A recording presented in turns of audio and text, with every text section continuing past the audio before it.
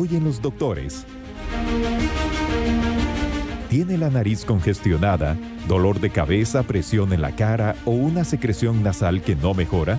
Podría tratarse de una sinusitis, una condición muy frecuente que muchas personas confunden con un simple resfriado y que vamos a explicarle cómo tratarla a tiempo. Además, si caminar, subir gradas o realizar actividades es difícil por la falta de aire, podría tratarse de un problema oculto en sus pulmones. Yo decía que por qué no notaba que los pulmones me dolían. Yo decía la espalda. Yo decía, es que yo siento un dolor en la espalda, pero nadie me daba pelota. Me iba a la caja y no más. Se trata de la enfermedad pulmonar obstructiva crónica, una condición que alerta a tiempo y usted tiene que conocer cómo identificarla. Acompáñenos en la cita médica de Hoy en Los Doctores, con Susana Peña. Hola, ¿cómo están? Muy buenos días. Hoy es miércoles 1 de julio. Arrancamos el mes, pero también arrancamos la segunda mitad del año y qué bendición que usted esté acá con nosotros acompañándonos en Los Doctores. Ya vio los dos temas importantísimos que tenemos para el día de hoy. Arrancamos con la sinusitis. ¿Le ha pasado a usted que a veces uno habla de una gripe mal cuidada, que se le va aquí como a la cabeza y siente una presión y un dolor muy grande? Bueno, eso es sinusitis y hoy vamos a descubrir junto con la doctora Alexa Rodríguez, quien es otorrinolaringóloga, cómo se trata y qué podemos hacer para evitar llegar a ese punto. Doctora, muy buenos días, ¿cómo le va? Muy buenos días, gracias por la invitación, emocionada de tocar un tema tan importante, ¿verdad? Como este y que afecta a muchísimas personas. Estábamos hablando ahora de los senos paranasales.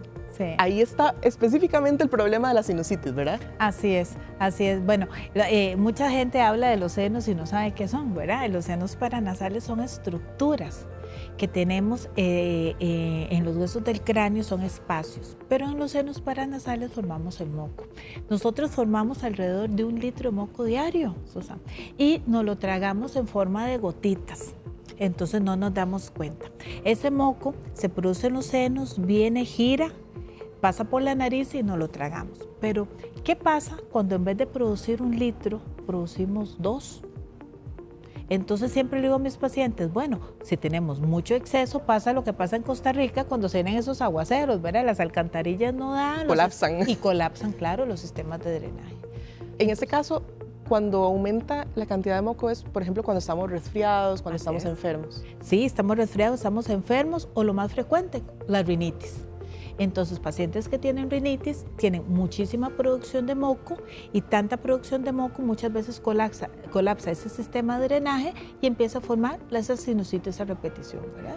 Exactamente, ¿qué es la sinusitis? ¿Qué pasa en los senos paranasales cuando se da esta condición? Los senos paranasales, que son esas cavidades, lo que hacen es acumular líquido. Todo líquido que se acumula se empieza a infectar. ¿Qué quiere decir? Empieza a ponerse mal. Se produce una inflamación de la mucosa. La mucosa es lo que cubre esa cavidad.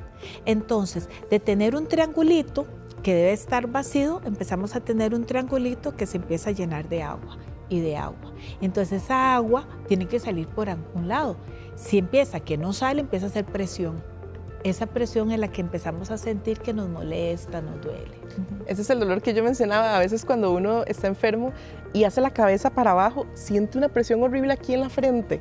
Eso es sinusitis. Sí, cuando es sinusitis del seno frontal. Tenemos 6 senos paranasales. ¿A dónde están ubicados? Entonces tenemos el seno frontal, tenemos los senos esmoidales que están aquí al lado de lo que es la pirámide nasal, aquí al ladito, y de los esmoidales tenemos esmoidales anteriores y esmoidales posteriores. Tenemos los 2 senos maxilares, derecho e izquierdo, y tenemos un seno esfenoidal. Entonces imagínense que eso lo repetimos de la derecha a la izquierda. Entonces son muchos senos paranasales, ¿verdad? Entonces a uno hasta le podría doler aquí atrás en la cabeza y ser una sinusitis. Le podría doler un poco, claro que sí, cuando es el seno esfenoidal, así es. O sea. Doctora, ahora usted mencionó algo clave, que me parece los pacientes riníticos. ¿Una persona alérgica tiene de algún modo, digamos, más propensión a padecer de sinusitis? Sí, si la alergia no está bien tratada. O sea, si tenemos este paciente que constantemente tiene crisis, está con muchísimo moco nasal, está siempre muy congestionado, entonces sí, porque ese sistema de drenaje va a estar obstruido, el moco se va a empezar a acumular. También hay pacientes con rinitis que llegan a ser pólipos. Ese cuento de que yo tengo rinitis y puedo vivir con ella y nada pasa, no, sí pasa, Susana. Pasa que forma sinusitis crónica, pasa que se complica y forman pólipos, entonces ahí vamos a tener todavía un problema mayor, ¿verdad? Ahora, doctora, digamos que yo me enfermé. Ahora que está en estos climas cambiantes, ¿verdad? El polvo del Sahara y todo, yo me enfermo. ¿Cómo hago para diferenciar que ya ese resfriado común avanzó a una sinusitis? Bueno, todo resfriado debería de ser autolimitado entre más o menos 7 a 10 días máximo, ¿verdad? Si un resfriado continúa más de 10 días, usted sigue con congestión, está con presión en la cara, se siente mal, o bien puede ser que no tenga presión, pero hay un dato muy importante que mucha gente no lo sabe, y es una tos necia, una tos persistente, una tos con flema que no cura. Muchas veces no les duele nada, no les duelen los senos paranasales, pero sencillamente es tosen y no pueden dormir en la noche.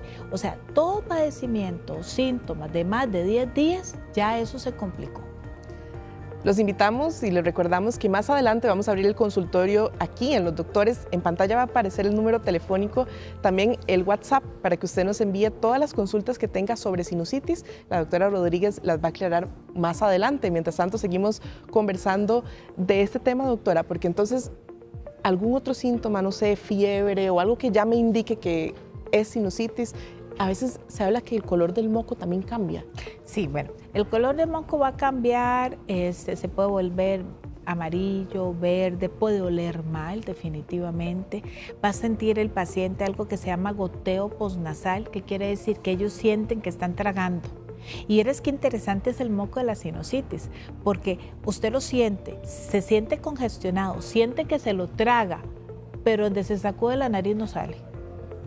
Entonces eso se llama goteo postnasal. ¿Por qué? Porque se va hacia atrás, pesa. Entonces es un moco que difícilmente va a salir hacia adelante y por eso el paciente también consulta.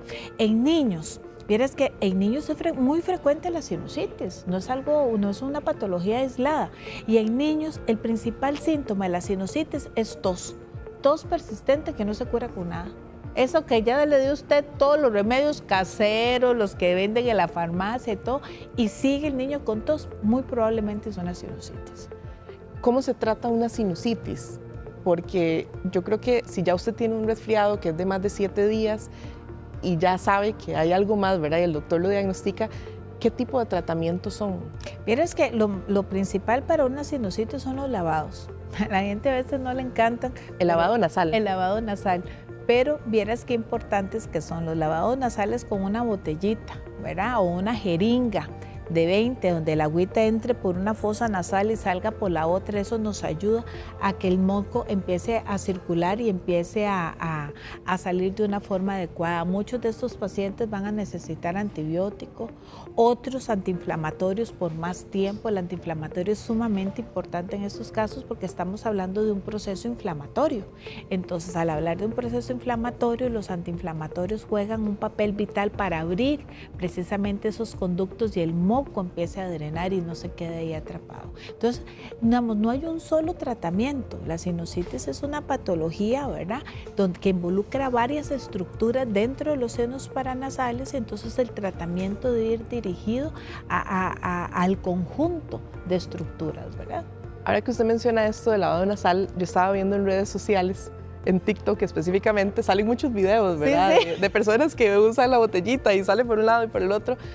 Hacerlo en casa es seguro, hay que tener, no sé, tal vez el acompañamiento de un profesional, porque voy a confesarles algo, yo una vez lo intenté y uno siente que se ahoga. Sí, porque lo hicieron mal.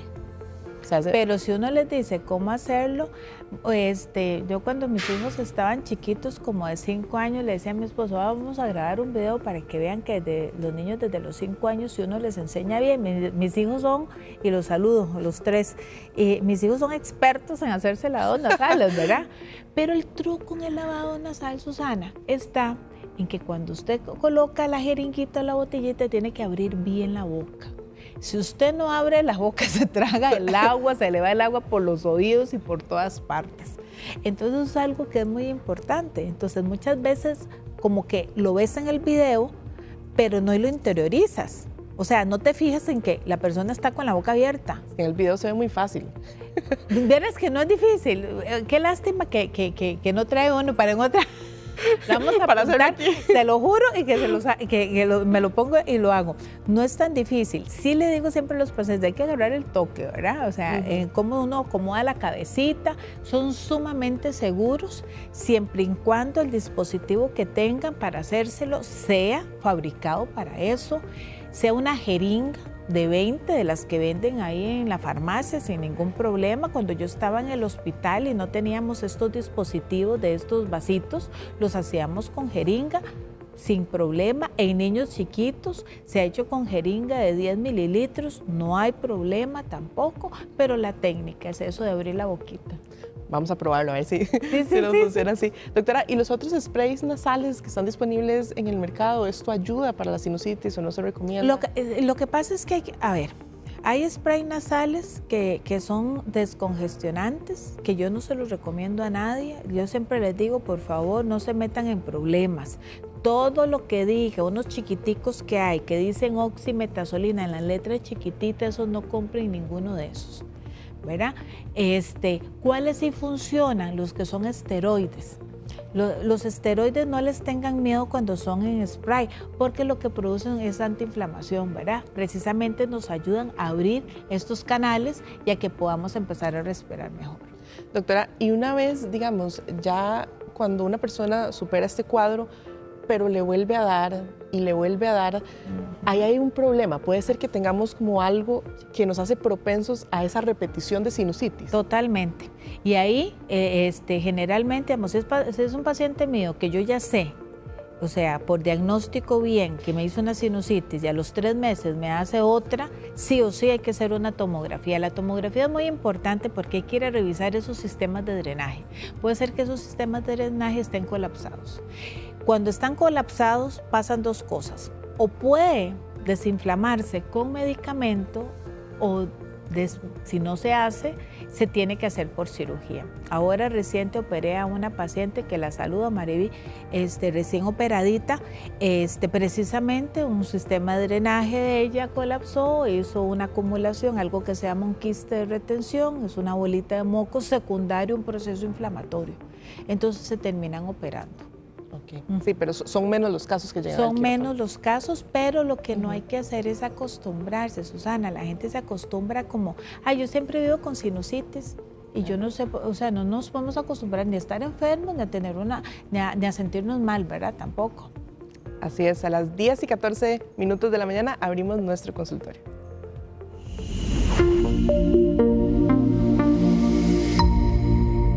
Recuerde que puede escribirnos al 64 77 77 78, es el número de WhatsApp, y también tiene en pantalla 2290 62 35 para que nos llame y pueda hacerle directamente las consultas a la doctora Alexa Rodríguez, quien es otorrinolaringóloga. Doctora, aquí tenemos una que dice, ¿la sinusitis puede afectar el oído medio? Nos consulta este televidente. Sí. Sí, definitivamente si la nariz no funciona bien, me va a obstruir algo que se llama la trompa de Eustaquio. La trompa de Eustaquio es ese músculo que la gente que no lo hagan, vea que les estoy diciendo que no lo hagan, que activan cuando quieren taparse la nariz y hacer presión y sentir que el oído se destapa, cosa que no deben de hacer, pero bueno, que lo hacen. Ok, ese músculo se conecta directamente con la nariz. Si tenemos una sinusitis y la nariz está inflamada, me puede inflamar ese músculo y al mismo tiempo aumenta la presión dentro del oído medio y me puede generar una otitis media. Aquí tenemos otra consulta, una mamá que dice, mi hijo de 15 años, hace una semana le salió en varias ocasiones líquido amarillo por la nariz. En la clínica me dijo la doctora que podía ser líquido cefalorraquídeo y lo refirió al hospital. Le hicieron placa de cráneo y examen de sangre, nunca me dijeron que era sinusitis, pero sí que no tenía ruptura de cráneo según la placa. Ok, hay algo que es importante, la fístula de líquido cefalorraquídeo, y para que de una vez la población sepa, nunca se ve líquido cefalorraquídeo amarillo. al contrario, se ve como agua cristalina de manantial, totalmente transparente y es de goteo. Entonces eso es lo primero. Hay fístulas que son espontáneas y de un momento a otro las hay, pero todo líquido, amarillo, contaminado, que empieza a salir, siempre va a ser sinusitis hasta que no se demuestre lo contrario. Vamos a saludar a don Guido, que nos llama desde Turrialba. Muy buenos días. Buenos días, doctora. Es que yo tengo hace como un mes un moquillo muy hediondo en la nariz. Y yo tengo 15 años que no me da gripe ni virus. No sé qué será eso. A ver qué me aconseja. No sé, doctora, si quiere hacerle alguna pregunta a don Guido. Sí, don Guido, ¿usted ese problema lo tiene desde hace 15 años y no ha cambiado? ¿O va y viene? 2 meses. 2 meses, ok, 2 meses. ¿Y empezó después de un resfriado o empezó solo? No le digo, tengo 15 años que no me da gripe. Ok, listo. Bueno, vea, cuando son líquidos que empiezan a salir mal, sí o sí hay que hacer una endoscopía. No necesariamente tiene que ser una sinusitis para que tengamos un problema de contaminación dentro de la cavidad. Muchas veces puede ser alguna exposición a la que hayamos estado, ¿verdad? Es alguna sustancia que hayamos inhalado que haya hecho una reacción en ese momento. Lo más importante es revisarlo. Eso lo hacemos a través de una camarita, eso se llama endoscopio, con mucho cuidado. Siempre le digo a mis pacientes, Susana, con todo el amor del mundo hay que colocarle la camarita dentro de la nariz. Es un estudio que tiende a ser un poquillo como incómodo, pero no es doloroso, pero me sirve para ir a ver esos sistemas de drenaje y ver si hay algo que está drenando y tratar de darle la solución, ¿verdad? Tenemos otra consulta del WhatsApp que dice: estoy diagnosticada con sinusitis, ahora tengo tratamiento, pero luego de eso ya no me duele tanto la mandíbula ni la frente, pero por encima del ojo izquierdo me salió una inflamación que por días me produce dolor y siento que me responde por la mandíbula y por el ojo. Nos dice esta televidente. Ok, puede seguir teniendo la sinusitis. El que no drene no quiere decir que no la tiene. Eso es algo que es muy importante. Es por eso que cuando nosotros hemos tenido cuadros de sinusitis muy severas, lo ideal es venir, dar el tratamiento. Cuando el paciente dice, mira, ya me siento bien, en ese momento hacer la tomografía para ver si realmente en los senos paranasales no quedó nada. Muchas veces lo que hacemos es con el tratamiento bajar la cantidad de líquido que hay, baja la cantidad de presión. El paciente se siente bien, pasó el efecto del tratamiento, pasaron 15 días y se vuelve a llenar otra vez la cavidad. ¿Qué quiere decir, Susana? Que nunca se curó la primera. Claro. Se persiste, entonces eso es lo que es importante. Sí, también importante no dejar tampoco los tratamientos ahí tirados. Vamos a saludar a doña Ania, que también nos llama desde Turrialba. Muy buenos días. Hola, muy buenos días para las dos. Excelente programa. Muchas gracias por llamarnos. Cuéntenos cuál es su consulta. Muy amable, sí, para la doctora. Muchas gracias a esta otorrinolaringóloga. Mira, fíjate que yo padezco de sinusitis, pero tengo años de padecerla. Estuve en control y al final lo que me dieron de opción fue operarme. Pero resulta que yo tuve un accidente en el ojo derecho donde me cayó un aparato y el aparato me hundió el ojo. Entonces, bueno, fue cuestión de laboral y ya estoy un poco mejor. Eso hace como 2 años, pero dentro de esos 2 años, cuando a mí me iban a operar de la sinusitis, porque tengo bastante, la doctora me dijo que había peligro por lo del ojo, por lo que a mí me había sucedido. Entonces, vieras que realmente me dio mucho miedo. Ahora escuchándola a usted, y lamentablemente verás que la doctora se murió y yo nunca me di a la tarea de ver quién iba a seguir mi caso, quién sí, quién no. Pero escuchándola a usted, no sé si para la sinusitis es solamente así tan avanzada como la mía, es solamente la cirugía o habrán otro tipo de medicamentos. Yo hasta el día de hoy, hace muchos años tomo loratadina, que me da la caja, me tomo una al día. Soy hipertensa, me tomo una pastillita al día también, solamente eso. Estos enjuagues que usted dice nasales, vieras que yo no sé si también me los hago bien, pero me los hago con agua tibia y es riquísimo, riquísimo. A la muchacha de Ganancias de la periodista, no le dé miedo, porque vieras qué rico que siente uno siente que se le desprende de todo. Yo me lo hago con agua tibia, no sé si estará bien, doctora. Y vieras que también la sinusitis, no sé si esto hace que también me dé mucha migraña. Pero sí, todo lo de la parte derecha, lo que es el ojo, lamentablemente el accidente lo sufrí en la parte derecha. Entonces, todo eso, cuando me da sinusitis, cuando me da migraña, todo eso me afecta un montón. Esa tos que usted dice, de vez en cuando me da, en las noches más que todo, y todos los días amanezco con la nariz terrible, y luego no sé si es normal que se me inflame, yo amanezca con la nariz inflamada un poquito y los paranasales, los cachetes también. No sé si también es parte de la sinusitis, creo que sí, pero quisiera que me recomendara a ver si hay otro tipo de medicamentos o si la caja me podrá dar algo más allá de la loratadina. Doña Ania, muchísimas gracias por llamarnos y por su consejo. Muchísimas también gracias, excelente programa, Dios me la bendiga. A tomarlo. Amén, muchas gracias. Doctora, ¿qué le podemos decir a doña Ania? Sí, vea, doña Ania, yo creo que usted tiene todas las posibilidades para que se le pueda tratar de una forma adecuada e integral. Yo le invito a que vuelva a retomar las citas en el hospital, le hagan una tomografía y vean en qué estado está, porque ya ha pasado mucho tiempo. La loratadina no es un tratamiento para la sinusitis, es un tratamiento para la rinitis alérgica, ¿verdad? ¿Para qué? Para tratar de que no produzca más moco. El que usted haya tenido ese problema y demás, ya lo resolvió y todo, eso no es una contraindicación para hacerle una cirugía de senos paranasales. Muchas veces no tenemos que ser tan invasivos, sino sencillamente llegar a abrir los sistemas de drenaje, limpiar y dejar abiertas las cavidades, y eso es muchísimo más sencillo. Entonces hay muchas cosas que sí se pueden hacer. Lo primero, entonces, retome su tratamiento con la institución, hay muy buen equipo en la caja, vuelva otra vez con su médico, empiecen otra vez, no le dé miedo que la vuelvan a evaluar y yo pienso que eso es lo mejor, porque cualquier pastilla, si es una sinusitis real, no se la va a quitar, eso no es cierto. Aquí tenemos otra consulta que dice: quisiera consultar a la doctora porque estuve durante un mes enferma y con una sinusitis fuerte. Se me hinchó la cara y dolores de cabeza demasiado fuertes. Me mandaron antibiótico y eso me ayudó. Pero un mes después me volvió a dar la sinusitis y otra vez me mandaron antibiótico inyectado. Si me da muy fuerte y me mandan un montón de medicamentos, la cara se me hincha mucho y me duele muchísimo la cabeza. Lo que no quisiera es pasar constantemente tomando antibiótico. ¿Alguna recomendación?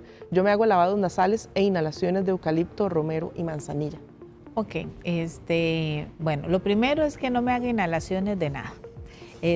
Por lo general llegan a inflamar, entonces si va a hacer inhalaciones va a ser solamente de agüita con sal y nada más. Lo otro es que es muy probable que la primera sinusitis no se haya curado. Las sinusitis son duritas, siempre le digo a los pacientes, a ver, hay que tenerles paciencia, pero hay que darles un seguimiento. Entonces fue lo que te dije, primero venimos, damos tratamiento, cuando el paciente dice, no, ya me curé, se hace la tomografía, porque hay una parte que yo no veo. Entonces, a pesar de que hago la endoscopía, reviso dónde está el moco, vemos todo por dentro, siempre sí hay una parte que no veo. ¿Qué es lo más probable que te haya pasado, corazón? Que no sanó la primera sinusitis y estás haciendo sinusitis del residuo que tiene. Entonces, no debe de ser así. Sencillamente hay que ver en dónde estamos. Muchas veces solo dan antibióticos, se les olvida todo lo demás, los antiinflamatorios, los descongestionantes, todo el conjunto, y por eso es que hay residuos y se vuelven a hacer. Le damos la bienvenida a doña Yesenia Solano, que nos llama a este consultorio. Buenos días. Muy buenos días, tengan ustedes dos. Muchas gracias por la oportunidad. Mire, lo que les quería consultar a la doctora es que yo soy rinítica hace muchos años. A muchos años tomo loratadina por la mañana y cloferamina en la noche. Yo a veces cuando ya no me hace, porque a veces me dan cuadros muy fuertes de rinitis, compro medicamento, Alegra o así para ayudarme, ¿verdad? El problema es que yo soy operada del corazón, soy anticoagulada, entonces no cualquier tratamiento puedo tomar. Últimamente he tenido 2 gripes muy seguidas y me ha dado, digamos, en 2 meses me han dado 2 gripes muy seguidas. Y yo mantengo esa tos con flema, ese dolorcito de cabeza. Voy a Levi's y la doctora me dice que es normal, que ha sido por las gripes, que es normal, que he ido a emergencias, me ponen mascarillas porque también soy asmática, pero vivo con esa tos y esa flemita que no se me quita del todo, y esa rinitis. A veces paso toda la mañana trancada, a veces por las noches.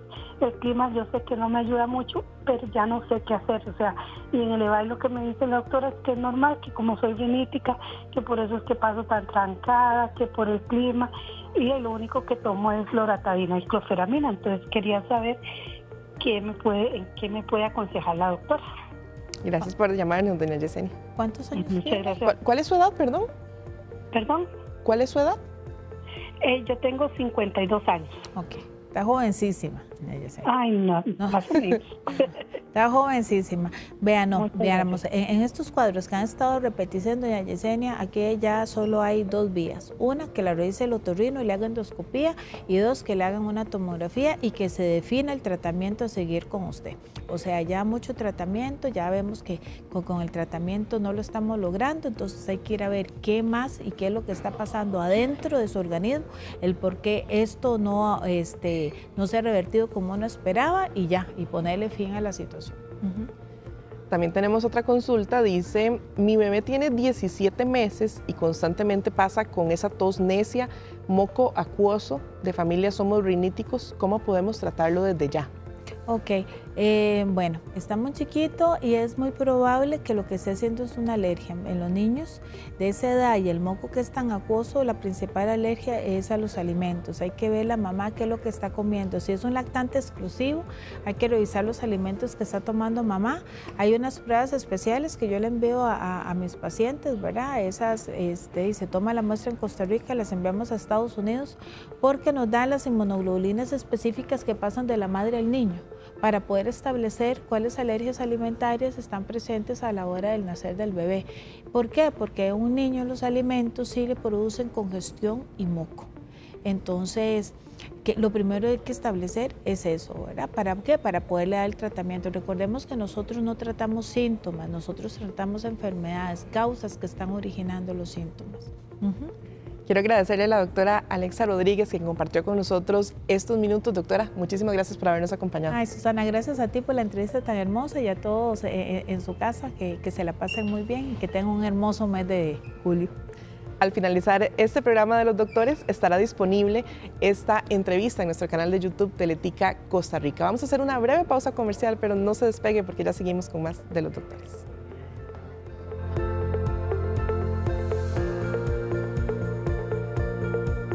Cuando regresemos. Si caminar, subir gradas o realizar actividades es difícil por la falta de aire, podría tratarse de un problema oculto en sus pulmones. Yo decía que por qué no notaba que los pulmones me dolían. Yo decía la espalda. Yo decía, es que yo siento un dolor en la espalda, pero nadie me daba pelota. Me iba a la caja y no más. Se trata de la enfermedad pulmonar obstructiva crónica, una condición que alerta a tiempo y usted tiene que conocer cómo identificarla. Somos los doctores, por Teletica.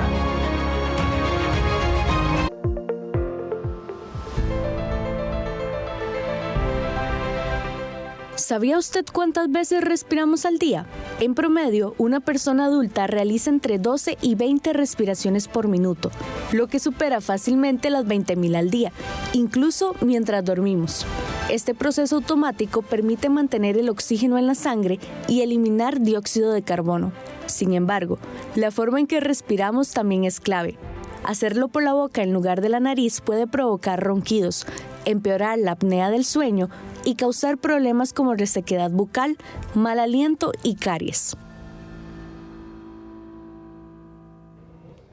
Qué importante este tema de la respiración, y a veces como lo hacemos de manera automática, lo podemos subestimar, no somos conscientes de lo que eso significa, sobre todo para las personas que tienen problemas de respiración. Y es por eso que hoy quisimos hablar de la enfermedad pulmonar obstructiva crónica, que es conocida popularmente como EPOC por sus siglas. Voy a presentarles al doctor Carlos Estrada, quien es neumólogo, también médico internista. Nos acompaña para hablar de esto. Doctor, buenos días, ¿cómo está? Muchísimas gracias, Susana. Y sí, muchas gracias. Y gracias a todos también por tomar el tiempo de ver este tema que yo creo que, como bien decías, aunque vamos a hablar de un solo tema en la parte de enfermedad, pero habla de la parte respiratoria en el sentido de qué significa que me falte el aire, cuándo debo preocuparme, especialmente porque usualmente en medicina buscamos qué fue lo que me pasó, qué tengo, y muchas personas se asustan cuando hablamos de este tema de la EPOC, enfermedad pulmonar obstructiva crónica. Es como, a veces es como un trabalengua largo, ¿verdad? El nombre, pero es muy interesante entender qué es qué, en qué consiste y cómo podemos evitar inclusive que esos síntomas puedan agravarse. Doctor, ¿qué es exactamente EPOC? Mira, es que la definición, para hacerlo muy sencillo, primero hay que aclarar que EPOC es una enfermedad pulmonar, aquí tengo que decir enfermedad pulmonar, que tiene dos componentes. Uno, que es la falta de aire, o sea, la presencia de falta de aire por daño al pulmón. Esto es muy importante. En EPOC sí tenemos daño al pulmón, que esa es la palabra anterior que mucha gente recuerda, que es el enfisema. O sea, donde tenemos destrucción de pulmón, se llama enfisema.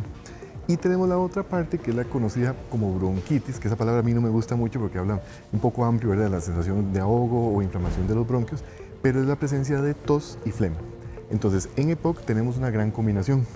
Un paciente con una enfermedad pulmonar que tiene daño pulmonar en el parénquima, o sea, pulmón destruido, que es el enfisema, más la presencia de bronquitis, que es tos y flema. Y si sumo esos dos factores, es un paciente que tiene problemas en el sentido que tiene muchas crisis, tiene que acudir a hospitales, tiene sobreinfecciones frecuentes. Entonces, es un caso muy diferente, tengo que aclararlo, al asma, porque en asma bronquial el pulmón es normal. Entonces, hay que hacer una gran diferencia, porque todos estos síntomas, si alguien en casa me escucha, podría decir, pero eso me pasa a mí, soy asmático. Y no son lo mismo, no es lo mismo EPOC que asma. Doctor, cuando usted dice daño al pulmón, tal vez pensamos, no sé, una persona fumadora puede sufrir EPOC, pero son los únicos. ¿Quiénes más pueden tenerlo? Interesante tu pregunta, porque sí, históricamente el factor principal que genera enfisema, daño pulmonar, es el tabaco, el fumado. Pero evidentemente tenemos otros factores. Uno que quiero mencionar, que es el que cada vez vemos más en nuestro país, es la exposición al humo de leña. Y tengo que mencionarlo porque, gracias a Dios, en este país, por la ley de tabaco, tenemos cada vez menos fumadores. Entonces, los pacientes que tuvieron enfisema pulmonar, EPOC, ya prácticamente son pocos los que vemos de nuevo diagnóstico. Y la exposición a humo de leña en algunas comunidades, en algunas familias, sigue siendo un factor porque tienen el acceso directo. Entonces, este es un factor que es interesante porque no es fumado, pero se llevan todo el humo, lo tragan. También hay factores diferentes que tienen que ver con contaminación. Costa Rica es un país que tiene bendiciones en temas de ambiente, pero también tenemos zonas muy contaminadas, entonces son factores.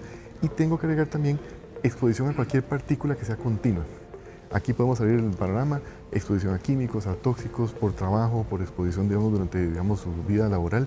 Uno que siempre menciono, por ejemplo, en temas de trabajo, los bomberos.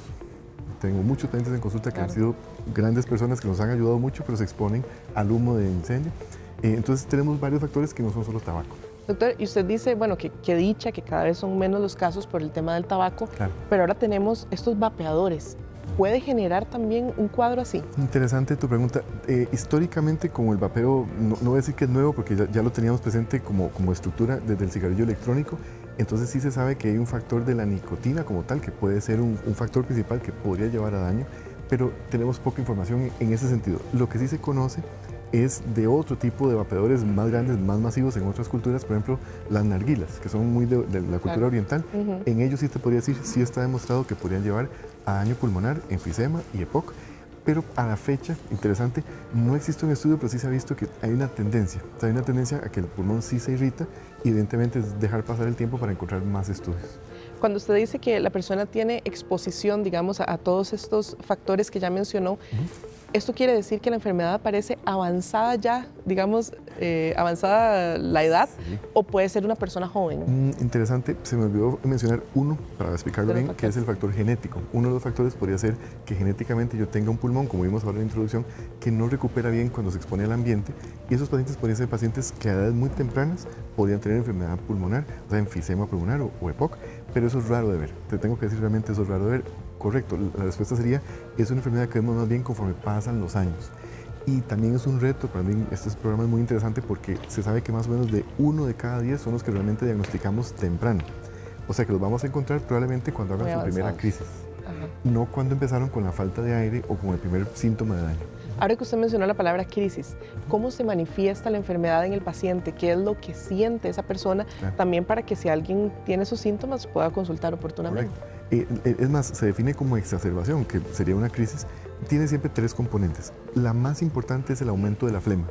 ¿Ve la diferencia, por ejemplo, con asma bronquial, que yo diría también la más importante es la falta de aire? No, en EPOC la crisis usualmente va a ser aumento de flema, la tos, y evidentemente cuando ya le falta el aire ya es una crisis para cualquier persona porque necesitas asistencia, puede caer rápidamente el oxígeno en sangre, entonces tenemos que llevarlos a un servicio de emergencias. Entonces en EPOC, cuando hablamos de crisis, quiero dejar claro, no es una crisis que puedo manejar en la casa. Usualmente son pacientes que tenemos que llevar a una asistencia médica rápida. De hospital. Y es de hospital. Y eso es un problema también porque el paciente con EPOC, cada vez que tiene una crisis, que esto es muy importante señalarlo hoy, cada vez que va a una crisis pierde función pulmonar. Y esa es una gran diferencia con el asmático. En asma no. En asma yo puedo tener una crisis severísima que igual el pulmón queda perfectamente normal si recupero rápido. Pero en el paciente con EPOC, cada vez que va a una crisis, el pulmón que sale de esa crisis no va a quedar igual, sigue perdiendo función pulmonar y eso es un daño, ¿verdad? O sea, la enfermedad va avanzando con los años. Correcto, no todos son iguales, esto para los médicos a veces nos hace un poco retador porque tenemos que clasificarlos. Hay algunos pacientes que predomina más el enfisema, o sea, la parte de falta de aire, en otros más la bronquitis que mencioné ahorita, pero en resumen sí, en el tiempo va evolucionando. Algunos de ellos, cuando son pacientes que hacen crisis continua, o sea, que están cada mes en crisis, son los que peor evolución van a tener porque van deteriorando el pulmón conforme van a hospital. El secreto entonces, controlar las crisis. Correcto. Aquí en EPOC hay un gran dilema, tenés toda razón. Ese es el pilar más importante, que no haga crisis, controlar la crisis rápido, pero también se habla de control de síntomas, que esto es un poquito a veces difícil porque para el paciente es difícil ver que aunque toma medicamentos o tiene inhaladores, no mejora tantísimo como mejora un asmático. Entonces, en el caso del manejo de síntomas, depende de la condición funcional del paciente y también que no lleve a una crisis. Es más, los medicamentos actuales que tenemos se enfocan en eso, es más que todo que el paciente se sienta bien, pero que no vuelva a hacer una crisis. Porque como dije ahora, todos, inclusive en casa, sepámoslo, perdemos función pulmonar conforme envejecemos, pero perdemos una minúscula parte, tal vez unos 30, 40 cc por año. Pero en un paciente con EPOC, para darte la proporción, es como esta botella que tengo aquí de agua, que son 150 cc o hasta 500 por cada crisis. Es muy acelerado. Es muy acelerado. En un pulmón, para hacerles una idea, de un adulto, un hombre de 5 litros de volumen, puede perder hasta casi medio litro en cada crisis. Eso nos obliga a pensar en que no la tenga, para que no pueda pasar a esto. Si usted tiene alguna consulta sobre el EPOC, nos puede escribir a nuestro WhatsApp 64 77 77 78. Ya casi vamos a abrir el consultorio para que el doctor Estrada pueda responderle todas esas consultas. Doctor, hablemos de tratamiento. Una persona que ya está diagnosticada, ¿qué se puede hacer? Bueno, lo más importante es hacer el diagnóstico, como yo les decía, ya sabiendo que tiene el diagnóstico, y el tratamiento se enfoca según la severidad. Primero, eso se mide con una prueba que es la espirometría, o sea, saber cómo está el nivel de función pulmonar. Y segundo, lo que hablamos ahora de la frecuencia de las crisis. Entonces, en un paciente, para irnos al extremo, que es un exacerbador, o sea, siempre está en crisis, el tratamiento es muy agresivo en el sentido de medicamentos que son inhaladores, pero no cualquier inhalador, sino inhaladores que le permitan mejorar, usualmente con antiinflamatorios, o sea, combinados, que es lo que tenemos a la fecha. También hay otras terapias que se van agregando ahí, por ejemplo, dejar de fumar, que parece irónico que lo diga, pero es que sí, dejar de fumar se considera una terapia que evita que se complique el paciente, que inclusive reduce mortalidad. Y también hay otras que dependen de la severidad, como dije ahora, si el paciente pierde función pulmonar suficiente como para que el oxígeno en sangre no sea normal, el uso de oxígeno. Ve que estoy hablando de un tema que parece muy grave rápidamente, pero sí, en EPOC podemos ver esa severidad rápidamente. También hay terapias de rehabilitación pulmonar, que eso es todo un tema en combinación con muchos colegas de cardiología, de rehabilitación. Entonces sí, es una estrategia muy conjunta y aprovecho esto que acabo de decir, en EPOC siglo XXI lo que siempre buscamos es no solo ver la parte inhalatoria, o sea, de medicamentos, sino cómo está el estado cardiovascular. Esto es muy importante. Se sabe que un paciente después de una crisis tiene hasta 5 veces más riesgo en los primeros meses de un tema cardiovascular, o sea, estoy hablando de infartos, arritmias. Entonces es muy importante no solo verlo como pulmón, sino pulmón-corazón. Y eso también invita a hacer otro tipo de estudios y también el tratamiento enfocado a cardiovascular. Parece que estoy hablando de corazón y no de pulmón, pero sí se tienen que combinar. Va de la mano. Sí, claro. Doctor, la severidad de esas crisis que usted nos habla me hace pensar que tal vez es una enfermedad que puede tener un impacto muy grande en la calidad de vida de las personas, ¿verdad? Tal vez en el entorno familiar, en el sueño y demás. Sí. Tal vez si hablamos de eso. Sí, bueno, es interesante. Tal vez se lo pongo desde el paciente y también desde la familia, ¿verdad? En el paciente inclusive lo clasificamos. Hay una escala que utilizamos para ver la severidad y se dice que son como 4 grados de severidad en el tema de puedo hacer mi vida usual, o sea, puedo bañarme, puedo ponerme la ropa. Hay pacientes con EPOC que no pueden ni hacerse su vida usual sencilla solos porque les falta el aire. Y también están los pacientes que tienen EPOC, como te decía, que son más bien enfisematosos, que solo es falta de aire, que es solo cuando caminan, cuando salen a caminar. Entonces, ese grado de severidad influye en cómo yo puedo lidiar con mi vida usual. Estoy diciendo esto y con los medicamentos buscamos también que este paciente que le cuesta bañarse solo pueda por lo menos mejorar esos síntomas y evidentemente que no haga las crisis. Y para la familia, si lo vemos en ese contexto, implica también mayor cuidado del paciente, estar más pendientes inclusive del tema de si le falta el aire cuando sube las gradas o al caminar. Y cuando viene la crisis, que es diría yo el peor momento, insisto, va a haber un deterioro del estado funcional. Entonces el paciente pierde función pulmonar, siempre va a perder. Entonces, cómo queda el paciente después de la crisis implica a veces mayor cuidado, una familia que se tiene que organizar para ver cómo vamos a cuidar a papá, a mamá. Entonces, es interesante que en el paciente no solo vemos al paciente, sino también al contexto de la familia o los cuidadores. Son las 10:42 de la mañana, vamos a hacer una breve pausa aquí en Los Doctores y ya regresamos con el consultorio.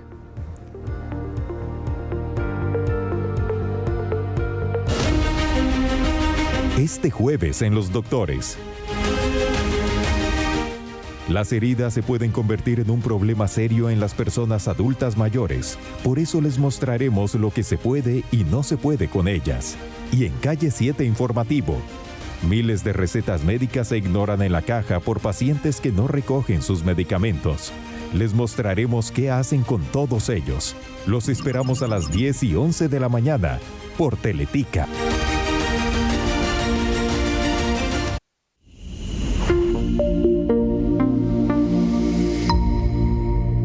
Gracias por continuar con nosotros. Es el momento de que usted le haga todas las preguntas que tenga sobre el EPOC al doctor Carlos Estrada, quien es neumólogo, también médico internista. Doctor, vamos a iniciar con las que tengo, las preguntas por WhatsApp que ya nos están llegando. Dice, luego del diagnóstico de EPOC, ¿qué es aconsejable hacer? ¿El ejercicio está indicado? Una interesante pregunta y la felicito porque realmente cuando uno busca el diagnóstico, les decía, el primer tema es cómo está el estado cardiovascular. Es evaluar, ojalá inclusive dirigido en esa consulta, cómo está el riesgo cardiovascular. El ejercicio no está contraindicado, pero con más razón, si hago la evaluación cardiovascular, se puede hacer una estrategia en rehabilitación cardiopulmonar para que sea a ese paciente adecuada y que no lo exija más de la cuenta. Exacto. Aquí tenemos otra que dice Marianela, un saludo para ella que nos está viendo. Dice, fumé y vapeé durante muchos años. Luego de dejarlo durante mucho tiempo, ya no los uso, pero me quedó una tos eterna y una carraspera que no puedo controlar. ¿Qué puedo hacer? Muy bien, la felicito primero por haber dejado de fumar y vapear, ese es el primer paso. Y muy importante, le agradezco la pregunta porque cuando hablamos de este tema de EPOC, queda a veces la idea como que si fumé y vapeé, siempre voy a tener EPOC o siempre voy a tener daño. No necesariamente. La primera pauta sería igualmente hacer un estudio de evaluación que es la espirometría para ver que esté el pulmón en estado funcional perfecto.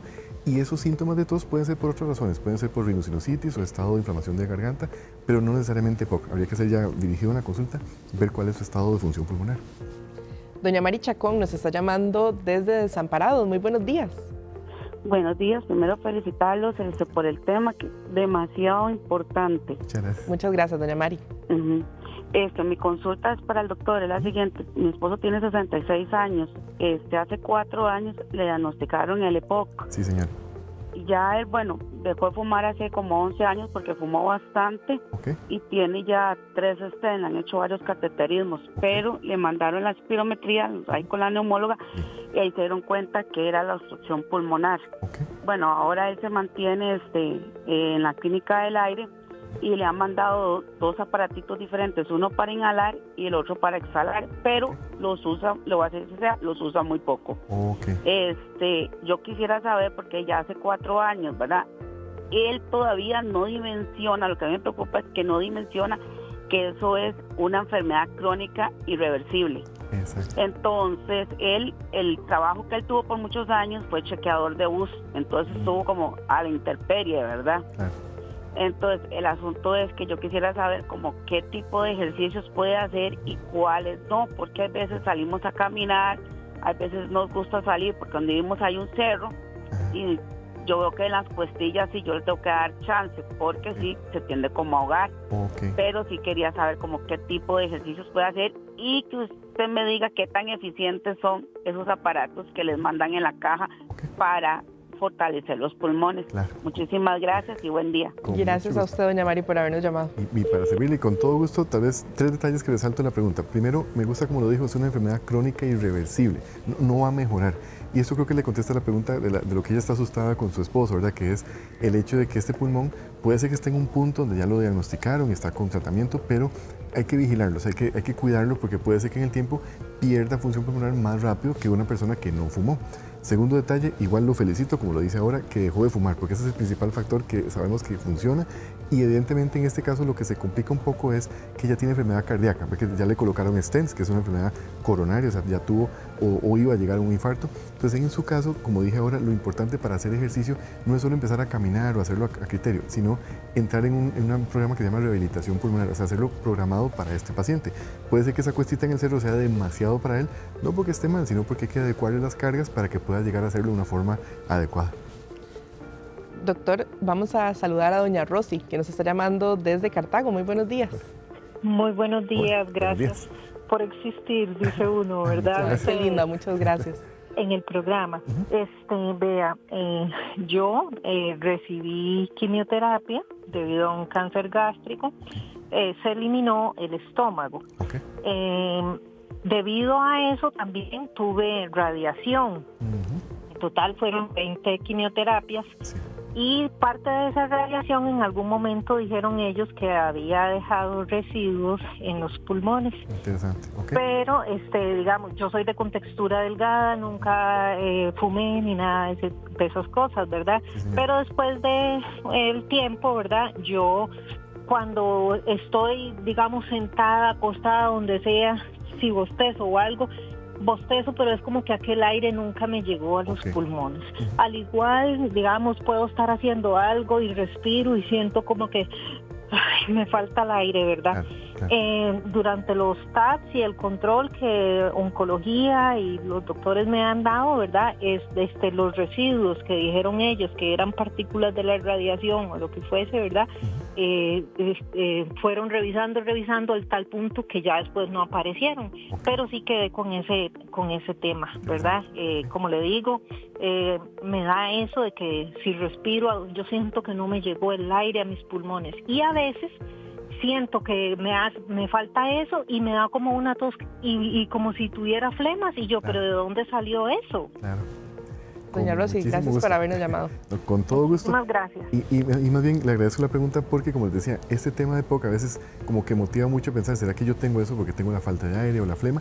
En su caso quiero aclarar, y más bien que dicha que me dio toda la información, porque en el seguimiento, cuando un paciente recibe radioterapia, especialmente la radioterapia, puede haber una radiación en el pulmón, especialmente por la zona del estómago donde se irradió. Esa irritación que queda en el pulmón a veces genera cicatrices, o puede ser que en el tiempo desaparezcan y que genere más respuesta alérgica. O sea, es más probable verla como una paciente que tiene respuesta como un asmático o una paciente alérgica.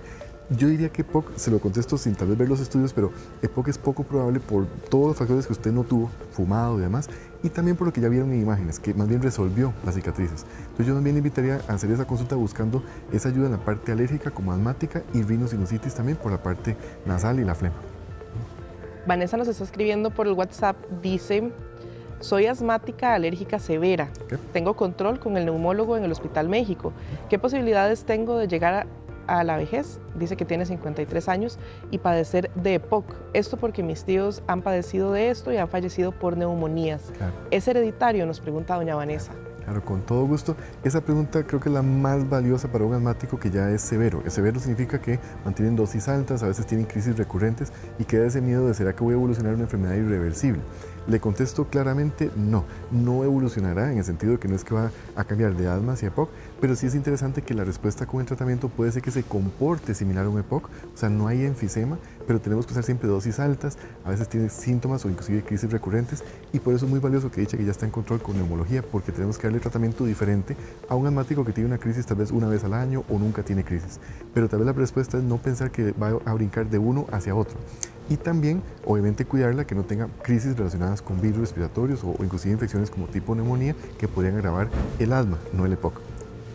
Vamos a saludar a don Alberto Calvo, que nos llama desde Cartago. Muy buenos días. Muy buenos días y los felicito por el programa. Muchas gracias. Buenísimo. Yo creo que yo conozco al doctor desde que él estaba estudiando. Ah, mira. Que yo trabajé en la escuela de medicina. 46 años. Ah, caramba. Tomando y toda esa cosa. Doctor, la consultita mía es que yo me resfrié. Desde que me resfrié, entonces yo soy asmático. Sí, señor. Y que me resfrié y estuve así. Y luego me compuse, pero luego me volvió a molestar. Y tengo como esa cosa como en la garganta, como una flema y a veces me molesta mucho esa cosa porque es como un moco lo que tengo. Y entonces yo quisiera ir a su consultorio para consultar con usted directamente. Con muchísimo gusto. Sí. Don Alberto, muchas gracias por llamarnos y ojalá que siga mejor. Doctor, ¿qué le podemos decir? Muchas gracias. Con todo gusto. Tal vez la pista, creo, y obviamente es más sencillo verlo ya en consulta, revisarlo, pero cuando uno examina a un paciente con esta historia, lo principal es ver cómo está la nariz. Perdón que lo diga así, la enfermedad nasal, la rinosinusitis que queda después de una gripe, En un asmático, con más razón, porque tiene más respuesta alérgica, y probablemente eso es lo que lo tiene con esa tos, cuando iba hablando al inicio, como que tosió de pronto, tiene que ver más con la secreción posterior en la parte de la garganta, y evidentemente podemos mejorarlo con buen tratamiento, con mucho gusto. Doctor, vea qué interesante este caso que nos envían por WhatsApp. Dice, quiero hacer una consulta, mi mamá es una adulta mayor de 75 años y tiene deterioro cognitivo. En 2 ocasiones seguidas la hemos tenido que llevar a emergencias con mucha tos y flemas. Cuando le toman la oxigenación en la sangre la ha tenido en 90. Los enfermeros siempre nos preguntan si ella tiene EPOC, pero la verdad no le han hecho exámenes sobre eso. Ella cocinó mucho tiempo con leña durante toda su juventud. Interesante. Evidentemente con los factores que hemos hablado, uno intuitivamente pensaría, bueno, el oxígeno bajo, la frecuencia de crisis o esas exacerbaciones, la presencia de flema, pues como crear la orientación, la pista, pero como dijimos ahora, haciendo un repaso, habría que hacer las pruebas para diagnosticarlo. EPOC, que eso tengo que mencionarlo y dejarlo muy claro, el diagnóstico tiene que hacerse siempre con espirometría. ¿Por qué? Porque en esta paciente, aunque sea una adulta más mayor, podría ser una asmática. Perfectamente puede tener asma inclusive a los 90 años, entonces hay que tener cuidado con la espirometría, lo diagnosticamos bien, y también otros factores, porque hablamos de deterioro cognitivo, eso implica que puede tener inclusive enfermedad cerebrovascular, cómo está el estado cardiovascular, tendrá apnea del sueño, que esto es una pista que le dejo a esta familia, cómo pasa en la noche, ronca o no ronca, porque puede ser que esa oxigenación del día sea la traducción de una noche que no durmió bien y que se bajó el oxígeno. Entonces, con más razón, creo que este caso es interesante para verlo ya dirigido en consulta, porque hay que buscar otros factores, y me sirve para repasar el tema de EPOC. El diagnóstico es con espirometría, que es una prueba funcional. Don Agustín de Acerrín nos pregunta, ¿la beclometasona trata el EPOC o solo el asma? Muy buena pregunta y se lo felicito, porque parte de los tratamientos que tenemos implica el uso de esteroides inhalados. Beclometasona es uno de ellos.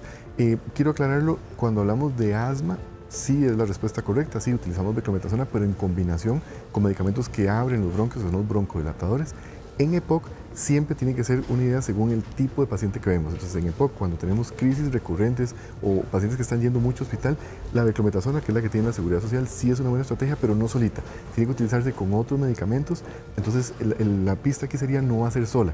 En asma, anteriormente se decía se podía dejar como terapia solita, pero en EPOC nunca va a ser solo ese inhalador, tiene que hacerse en combinación para mejorar síntomas y las crisis, que no vuelva a ser crisis. Doctor, y para terminar quiero nada más compartir ese testimonio que nos envían. Dice, yo tengo EPOC, pero nunca fumé en mi vida. Tengo 62 años, pero donde subo cuestas o escaleras no puedo respirar y me duele mucho la espalda y el pecho. Saludamos a este televidente que no se identificó, pero de verdad, gracias por compartir su caso. Claro, no, y con más razón también le agradezco la historia, porque como bien decíamos, a veces encasillamos, inclusive ahora que hay mucho acceso a internet y buscamos EPOC, sale fumado, pero en este caso es una paciente que nunca fumó o pacientes que nunca han fumado. Tenemos que buscar si tiene EPOC diagnosticado, cuál fue el otro factor, si logramos identificarlo, que pudo llevar a daño pulmonar, que esa es la gran diferencia. Y siempre aclaro, EPOC y asma a veces se confunden. Creo que lo vimos en las preguntas, a veces tienden a confundirse un poco. Entonces, con más razón, para eso estamos los médicos que nos dedicamos a hacer esa diferencia, porque no es lo mismo el tratamiento para EPOC que el tratamiento en asma, y la evolución del paciente va a ser muy diferente con el diagnóstico.